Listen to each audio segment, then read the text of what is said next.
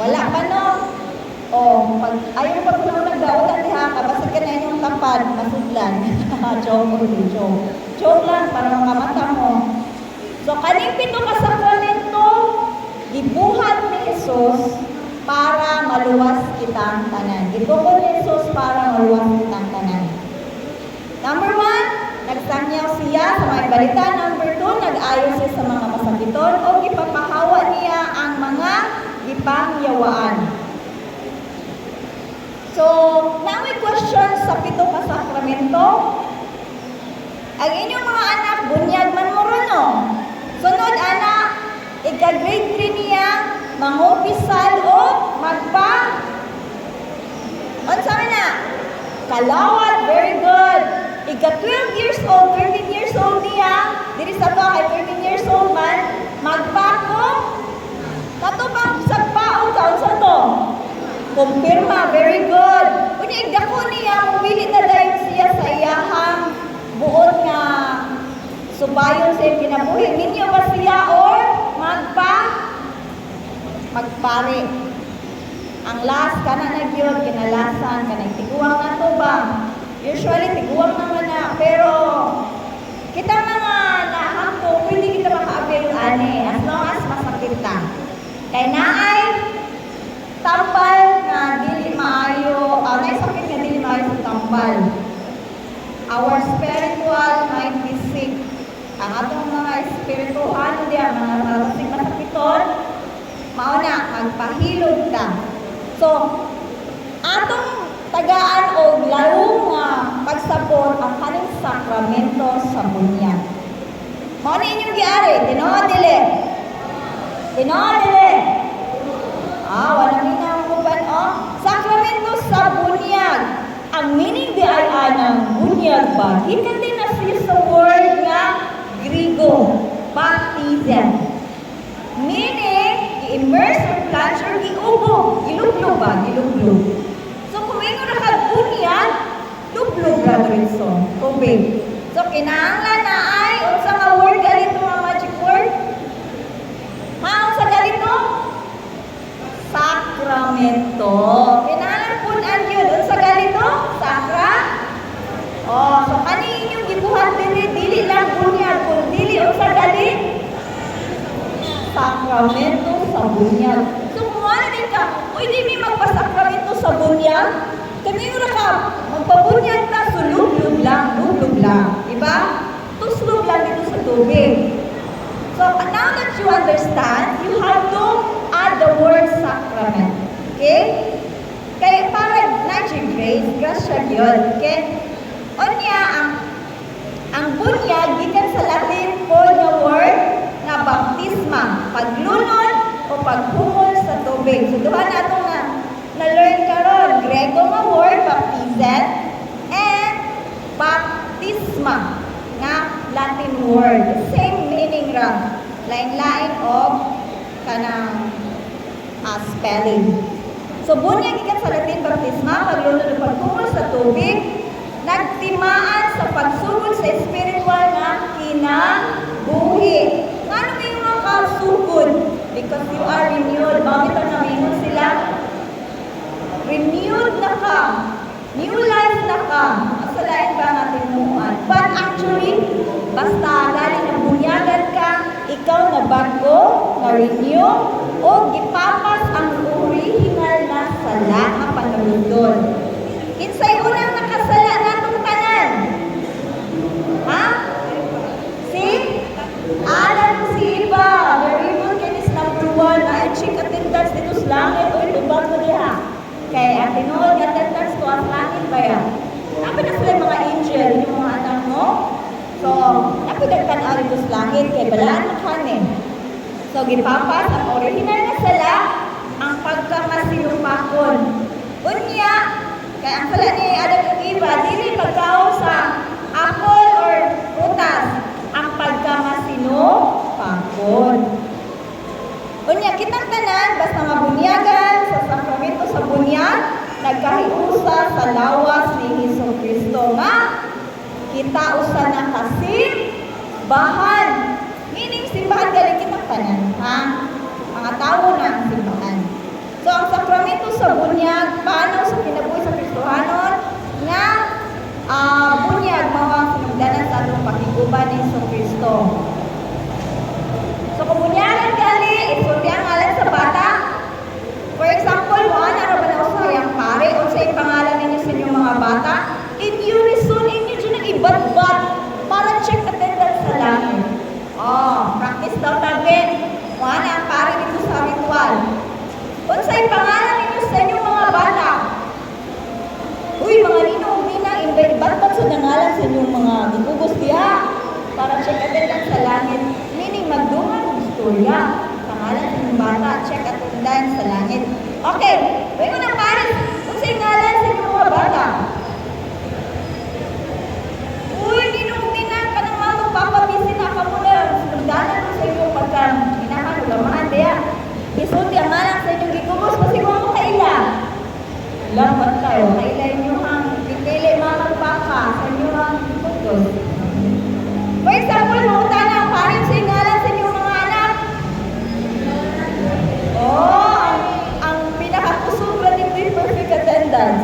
Ako nagabunyag kanino sa ngalan samahan sa anak sa Espiritu Santo. Minugig amin, ikaw nagtuon. Yes. So, unsa man ang mga gigamiton sa bagbunyag? Holy oil, holy water, oil and present, and white cloth, and candle. Kaning mga simbolo, kani mga meaning, ako ibat-bat niya. So, naay bunyag sa bata, naay bunyag sa hamto. Diri mo na bilong sa bata. Kinsa man ang bunyag sa inyong mga anak. Salam. Pwede pili lang ani, bispo, pari, or deacon. Pero in case of emergency, ninong ninang mga papa, makabunyag ka kay ikaw binunyagan. Kukuha lang ka, limpyo nga tubig, in case of emergency ba, matsuno na ba, mabitaw ko ninyo, while you are here, you listen. Para kung na-emergency, makaperform ka. Nanay, tatay, ninong, ninang. In case of emergency, you can perform ang kanang ritual sa sacrament of baptism. Mingon lang ka, ako nagabunyag kanimo sa ngalan samahan sa anak sa Espiritu Santo. Kung mabuhi ang bata, imong gadon sa simbahan, ilista ilang ngalan na siya nabunyagan, niya ang nabunyag ikaw. Okay? Nakasabot, yes or no? Salamat, paminaw, God bless. Ang kaning sakramento, kita mahinungdan, kaning bunyag mahinungdan ng kaayo. Ano man, ang sakramento, mauni ang sakramento sa pagtuo. Kung ang kultahan, araw kita makadawat sa ubang sakramento without sacrament of baptism, di ka pwede kumpisal. Bantay mo, kinsam na may upat diri, 5 ka na. Diba? Pangayuan yun. No? Labi na mo kamuhay kasal, umang mo, mga kay bunya, kinangan, i-perform tanan. Hangtod, makasal ka. Pwede rin na. Busa, ano yung magpo si Jesus diri sa Mateo, sa libro sa Bible. 28, verse 19. Ingon siya, busa paglakaw mo, ngadto sa tanang katawhan sa tibok kalibutan ug himuha sila nga ako mga tinun-an ug bunyagi sila sa ngalan samahan sa anak sa Espiritu Santo. Naagid ni siya sa Bible. Natay reference sa aning tanan natong gibuhat ha. Ninong ninang, nakasabot mo wala. So ang tagsa-tagsa kaninyo kinahanglan mao ni gibangan sa Ginoo maghinulsol og magpabunyag sa ngalan ni Jesucristo aron pasayloon ang inyong mga sala ug madawat ninyo ang gasa sa Dios nga mao ang Espiritu. Ano yung makagasa? Pwede ito yun na tabo sa Pentecostes. Akong i-explain. Kaning bunyag, mga brother and sisters, gi-perform ni Jesus. Wala pa sila kasabot ato. But, after namatay si Jesus, naamatay, nagtago na sila sa room. Mikonsal bitaw na ang Espiritu Santo dito sa room. Gitawag doon na ito Pentecost. ika-50th day ang nabanhaw si Jesus, no? Nikunsad kanila, dito narikul nila tanang gibuhat o ang tagsa-tagsa ka mga tinunan na ay gasa. Usa na ng pagnumdum o sa ibuhat nila. Unya, nabati nila nga mautoy ilang buhaton, tanan na gibuhat ni Jesus. You know what? The Holy Spirit will always guide us. So, remember, basta ikaw gali nagasan sa Espiritu Santo, labaw pa ka sa naka-vitamins o grabe. O, hinundan ang epekto, saman. Kung ikaw nabunyagan sa sakramento sa bunyag, bagong kinabuhi nga naiusa diha kang Kristo. Ikaduha, sakop na kita sa hiniusang simbahan.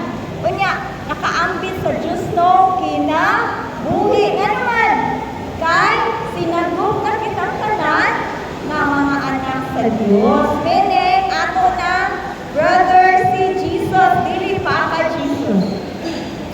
When you teach your child, ringan mo, brother Jesus, dili pa ha. Brother, kay sinagupan ta sa Diyos no amahan. Ay kasinawag wala. Unsa na to Jesus? Again, unsa na to Jesus dili kasal? Brother. Okay. So, dili gipamuha ang kanang mga pagtulunan, Corinto, 1 o 2 Corinthians. Katong akong gingon nga mga simbolo, holy water, candle, oil of reason, and white cloth. Kung sa may mga kahulugan na. Ang tubig, dimaan sa paglinis sa atong mga sala. Unya, pag-usap nga to sa bagong kinabuhi diha sa Espiritu o paghugas sa mga salang pano, London.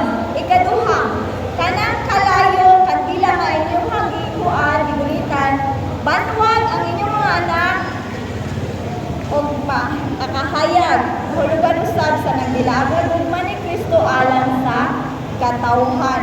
Kanang puting panapod nga inyong gipalit diha, isulog na gali na siya iniguman sa candle, prism, pagkuros, use your right thumb. Dayon, ikuros sa agtang, masuhod sa mga magpapa, dahil mga ninong o dinang. Right thumb ha, dili anak. Right thumb. Dayon, kurosan siya, binunyagan na nakaambit sa misyon ni Kristo. Kaya ikaw ninong o dinang, imo siyang giblasan. Kaya, unsa man ang misyon ni Kristo? Ang misyon ni Kristo, pagkapari, pagkahari, o pagkaprompeta. Pagkapari, unsa man na? Ipadayag na ito, pinagi sa pagdawat sa mga sakramento, pag-ampo o pagpasalamat, pagpuyo sa kinabuhing balaan na mahigugmaon o maalagaron. Pagkapari, nagtudlo o pag-ampo po. During the time, Jesus and his friends, niya po si Juan, Lord, teach us how to pray. Niya po si Jesus, this is how you pray. Ato dahil our Father, the Lord's Prayer. Ikitudlo ito mismo ni Jesus. Okay, mauna ang apel diha sa ito. Santos na Misa. Asa na bilo ang Santos na Misa? Pagkalawa, sakramento sa Eucharist or kalawa. Pagkapropeta, pagsaksi ni Kristo. Pagpaamit sa pulong sa Diyos, sa buhay pagsaksi ni Kristo, pinagi sa itong pulong sa buhat. Manang propeta, dili chismis sa ginutundo sa imong anak, mami, daddy. Pag dili, Mauritian Bible. Pagka-propeta na. Pagka-hari, maalagaron. Tunduan na ito ng mga anak ang alagad. Dili kita ang alagad nila, sila ang alagad na ito hangtod sa community. Tunduan na ito ng mga anak. Unsay katungdanan sa ginikanan? Mga maninoy o maninoy.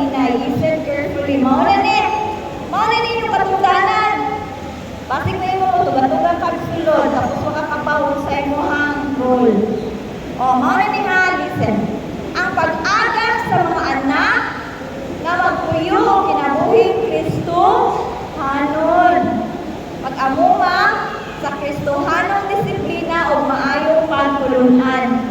Kay nowadays, sa mga new generation, wa nagyuy batasan. Unya dayon kita mga ninong ginang atong pulabyan. Atong tawgon, oh bless. Atong tuntuan, atong mga anak, para mo lang masunod. Atong mga last generation, tapula na kayo mamutundo na to. Makita mismo, dita ka ba mamutundo sa sunod. Now we will go back to that era na respectful kaayo ang Pinoy. Pinoy dili. Uy, respectful ba yata daan? Pagtotoo, magpahinumdong kanila sa pagkamasinungtanon, pagpuyo sa kinabuhing balan. Pagiya, pagtabang kanila sa pagpili sa bukasyon, unya, pagtuto sa Kristohanon nga gugma. Oy, ganinong ginang, ginikanan ka mismo, sige tuto, gugma or pagdinungtanan. Ayaw dyan mapakita sa inyong mga anak na nag-away mo. Kay gadako nila no, problema dyan nilang bana o ilang asawa, kay may masunod nila. Ako no, di dyan ko kay banga, nag-away ako mama at papa. Hangtod ni dako ko, sus kay ako nga bana, yan nawit siya mama at papa. Lamay ito, na culture shock na ako. Maluwit ano? Ikadako ba? So, kinsa may mag-away diri nga brutal tayo, raise your hand. Anay pa ang ba? No, ayaw mag-away ha in front of your child. Tago ako sa kwarto. Kinangan nila makita ninyo role model mo. Na mahigong maon. Para ang pagdako niya, dili siya makapaanggit sa uban. Lugoy kaayo yung mga anak. I tell you, by experience na ako. Not to me, but to my partner. Papil sa mga ginikanan. Ninong o ninang, magduyog sa pagtuo sa pagtuo, modelo sa Kristohanong kinabuhi, pag-ampong pagiya sa bata, pagsiguro nga mutuo, ang bata isip kabayan sa komunidad sa pagtuo. Okay, kinsa nga yung mga ninong o ninang? Hingkod na, sa una, ako ninong o ninang sa wala, 12 years old, but now, ang gusto mo na ako, kita na magtuo sila the same, kaya basig maunag kamatay ba? Wala na yung giya sa mga anak, pero karon at the age of 18. Okay? 18. Kung sa kamayong buhay katoliko, kinsa nakadawat sa sakramento, sa pagbunyag, sa pagpirma, o Eucharistia. Inyong mga gipangugos, naka-avail na ni hangtod sa Eucharistia? Yes or no?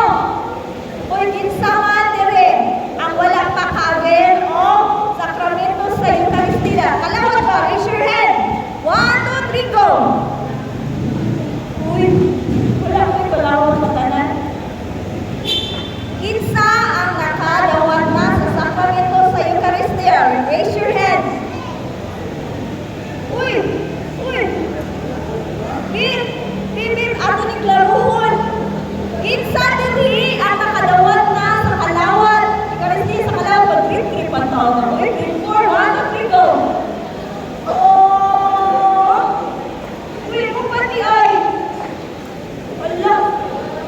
Anyway, naatay Eucharistia sa kalawat karong January, intend mo. Inalan pa mo seminaron.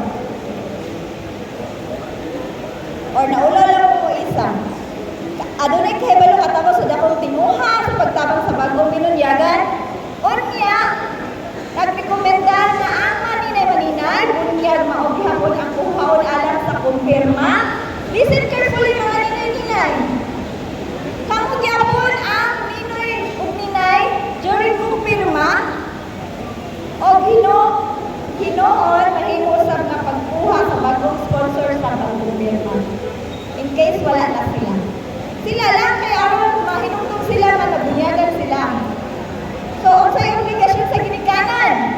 Pagpakaton sa pagtuo sa bata, dalon sa misa, tudluan sa pag-ampo, ipaapil sa katekises, unya pagpakita sa pagtuo, pinaagi sa pananglitan.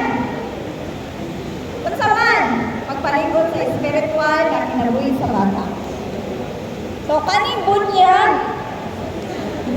kita dili lang aron matawag nga Katoliko, kundi dili aron mabuhi Kristohanon. Unsa man ang Kristohanon? Follower of Christ, gibuhat ang mga unsay gibuhat ni Jesus. Usa ka regalo nga panaghiusa o usa ka panaw pinaagi sa grasya sa bunya gitawag kita sa pagkaanak sa Dios. Ano importante ha sinagot ka kita niya anak ka sa Dios.